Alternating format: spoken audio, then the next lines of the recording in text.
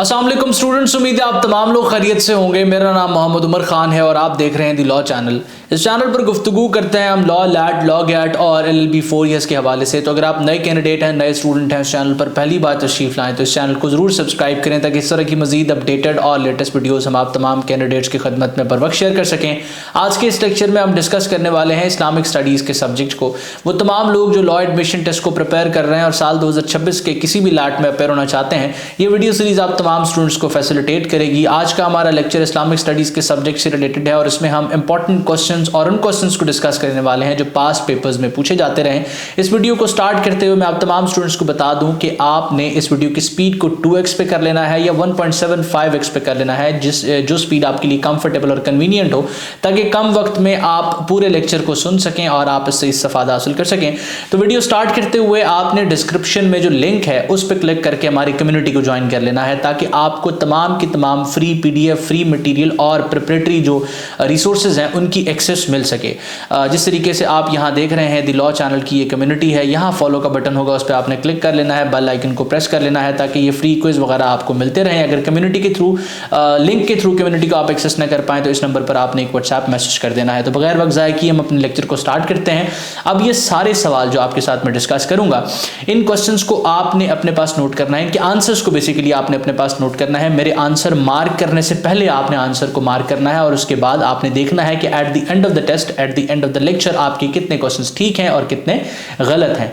हर सवाल एक टॉपिक से सोर्स्ड है, तो आपने क्वेश्चन के टॉपिक को ट्रेस आउट करना है और उससे कनेक्टेड क्वेश्चन भी प्रिपेयर करने हैं ताकि कोई भी ऐसा क्वेश्चन ना आए पेपर में जो आपके लिए अनसीन हो।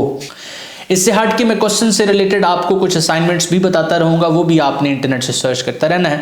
तो सबसे पहले कि टोटल नंबर ऑफ मदनी सूरा आर। अब मदनी सूरतों के नंबर के हवाले से पूछा जा रहा है, तो इससे कनेक्टेड एक और क्वेश्चन पूछा जा सकता है कि कुल मक्की सूरतें जो है वो कितनी हैं।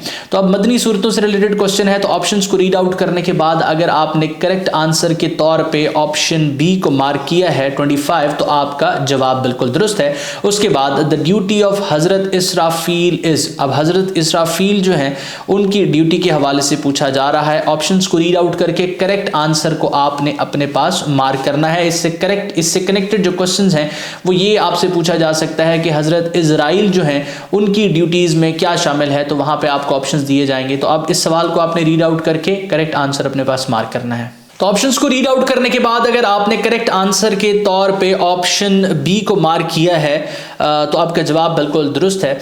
हज़रत इसराफील की ड्यूटीज़ में ये शामिल है कि क़यामत के दिन सूर जो फूंका जाएगा वो हज़रत इसराफील की तरफ से फूंका जाएगा। उसके बाद नेक्स्ट क्वेश्चन की तरफ हम चलते हैं। The Holi book revealed on हज़रत दाऊद अलैहिस्सलाम। ऑप्शंस को रीड आउट करके आपने करेक्ट आंसर को अपने पास मार्क करना है। अगर आपने करेक्ट आंसर के तौर पर ज़बूर को मार्क किया है तो आपका जवाब बिल्कुल दुरुस्त है।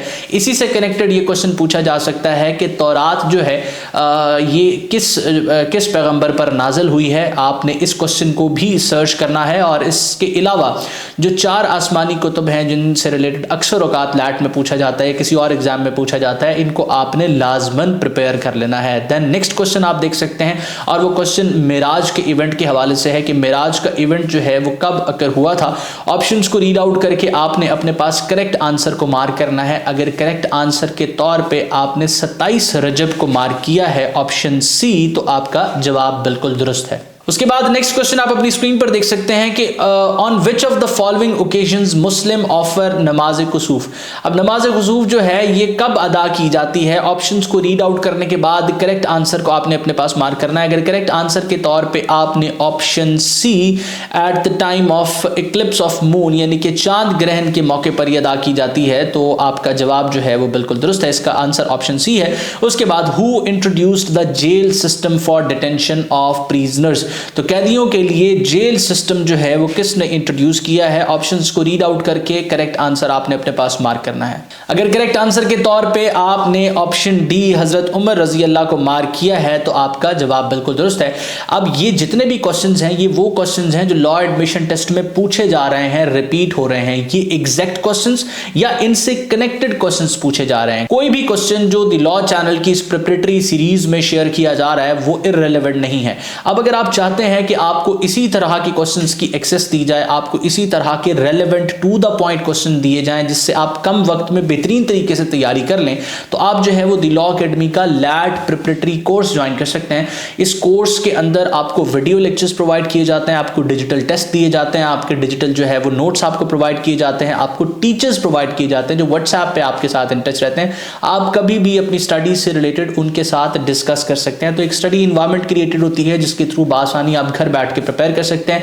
एक सबसे बड़ी बात यहाँ पे आपको मैं ये बताता चलूँ कि अगर आप साल 2026 के लिए प्रिपेयर कर रहे हैं तो इस वीडियो के रेफरेंस से अगर स्पेसिफिकली आते हैं साल 2026 के पहले लैट के लिए, तो आपको इस वीडियो के रेफरेंस से आने की वजह से हम कोर्स पर 20% डिस्काउंट ऑफर करेंगे। आपने ये स्क्रीनशॉट हमारे रिप्रेजेंटेटिव के साथ शेयर करना है और साल 2026 के पहले लैट पे आपको 20% डिस्काउंट ऑफर किया जाएगा।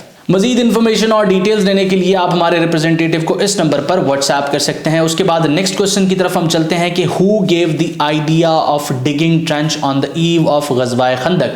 अब ये गज़वात से रिलेटेड एक क्वेश्चन है। गज़वात का ये वो टॉपिक है जिसमें से अक्सर औकात 2 क्वेश्चन या 2 से ज़ायद क्वेश्चन भी आपके लैट में पूछ लिए जाते हैं। अब ये प्रेडिक्टेबल क्वेश्चन हैं, कोई नए क्वेश्चन नहीं है, ये बारहा रिपीट हो रहे हैं। तो गज़वाए खंदक के मौके पर जो है खंदक खोदने का जो आइडिया है ये किसने दिया था?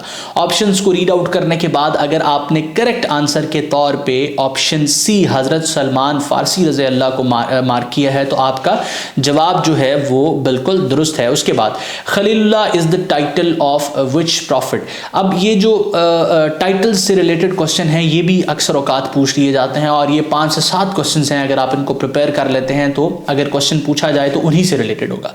तो खलीलुल्लाह जो है वो किसका टाइटल है? ऑप्शंस को रीड आउट करने के बाद करेक्ट आंसर आपने अपने पास मार्क करना है। अगर करेक्ट आंसर के तौर पे आपने हजरत इब्राहीम अलैहिस्सलाम को मार्क किया है तो आपका जवाब बिल्कुल दुरुस्त है। उसके बाद नेक्स्ट क्वेश्चन आप अपनी स्क्रीन पर देख सकते हैं कि number of infidels killed in Ghazwa बदर। अब अगेन आप क्वेश्चन देख रहे हैं कि क्वेश्चन जो है वो गज़वात से रिलेटेड है।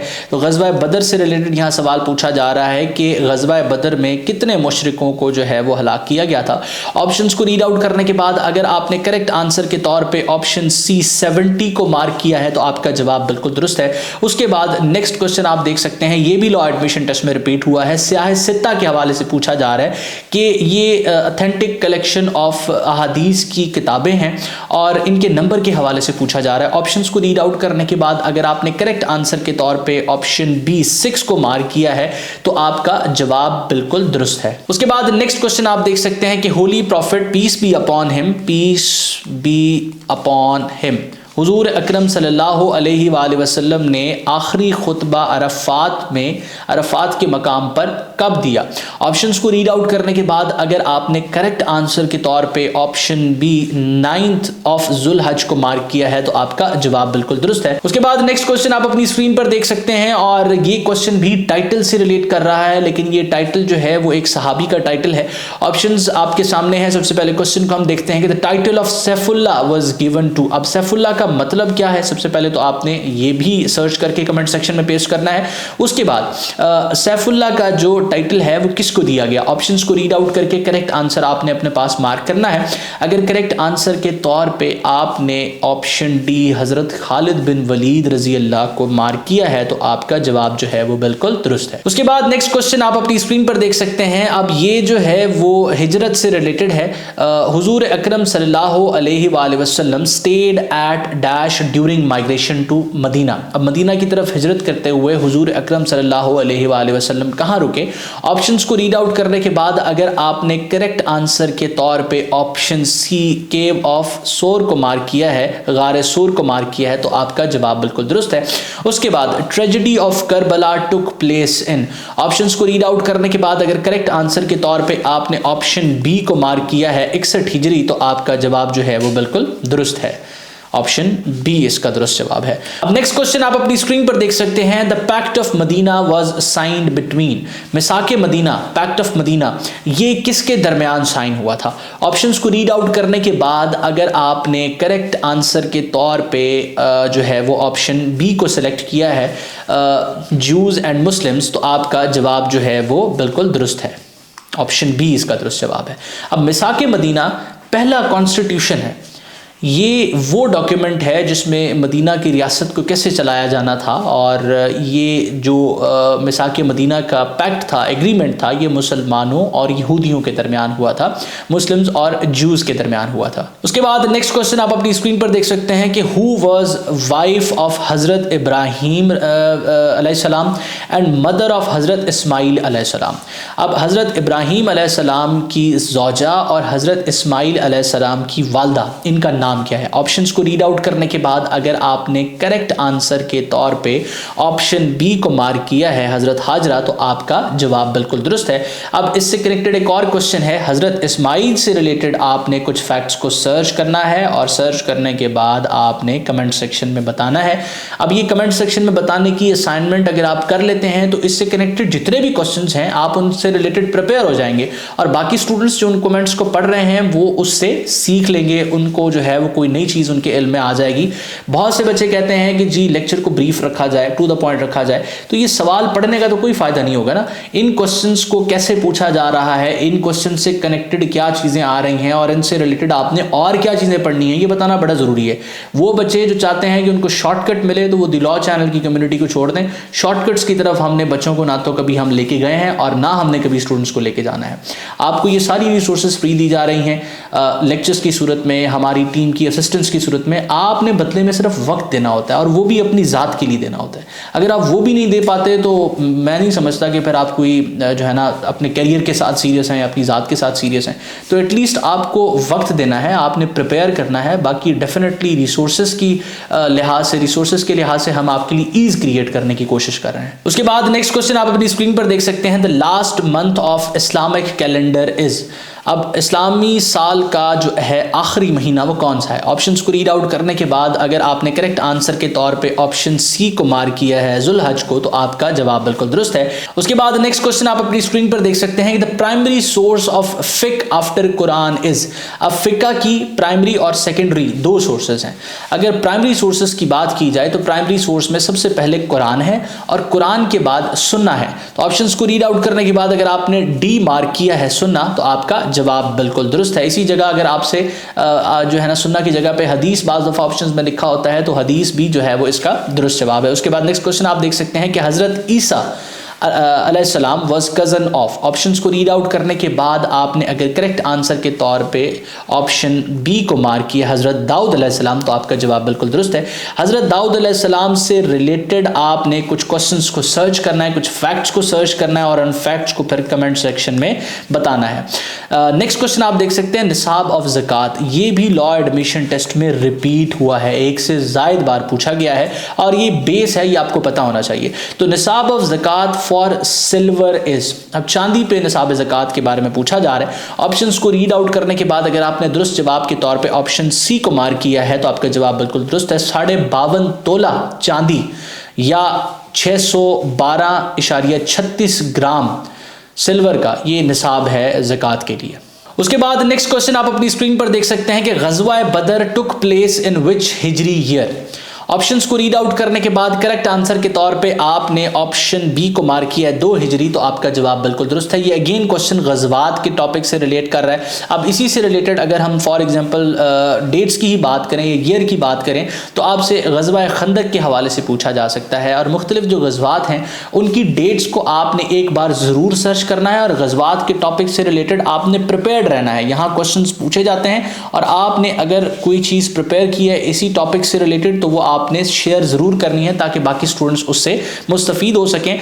उसके बाद विच कुरानिक सूरा स्टार्ट्स विदाउट बिस्मिल्लाह। तो कौन सी ऐसी सूरत है? अब ये भी एक ऐसा क्वेश्चन है जो मुख्तलिफ एप्टीट्यूड टेस्ट में स्पेसिफिकली लैट में पूछा गया है। कौन सी ऐसी सूरा है जो बगैर बिस्मिल्लाह के स्टार्ट होती है? ऑप्शंस को रीड आउट करके आपने करेक्ट आंसर अपने पास मार्क कर लेना है। अगर करेक्ट आंसर के तौर पर आपने ऑप्शन डी सूरा तौबा को मार्क किया है तो आपका जवाब बिल्कुल दुरुस्त है। उसके बाद नेक्स्ट क्वेश्चन आप अपनी स्क्रीन पर देख सकते हैं कि who was the foster mother of prophet Muhammad peace be upon him. हुजूर अकरम सल्लल्लाहु अलैहि वसल्लम की फॉस्टर मदर के हवाले से सवाल किया जा रहा है। ऑप्शंस को रीड आउट करने के बाद अगर आपने करेक्ट आंसर के तौर पे ऑप्शन ए हज़रत हलीमा रज़ी अल्लाह को मार्क किया है तो आपका जवाब बिल्कुल दुरुस्त है। हज़रत हलीमा सादिया रज़ी अल्लाह जो है हुजूर अकरम सल्लल्लाहु अलैहि वसल्लम की रज़ाई माँ है। उसके बाद नेक्स्ट क्वेश्चन आप अपनी स्क्रीन पर देख सकते हैं कि तौहीद means believe in oneness of Allah. Option B जो है वो इसका दुरुस्त जवाब है। उसके बाद नेक्स्ट क्वेश्चन आपकी स्क्रीन पर इस वक्त आप देख रहे हैं, द फर्स्ट किबला ऑफ मुस्लिम्स वाज। ऑप्शंस को रीड आउट करने के बाद अगर करेक्ट आंसर के तौर पे आपने ऑप्शन बी मस्जिद अल अक्सा को मार्क किया है तो आपका जवाब जो है वो बिल्कुल दुरुस्त है। Which wife of prophet Muhammad peace be upon him was daughter of हजरत उमर रजी अल्लाह।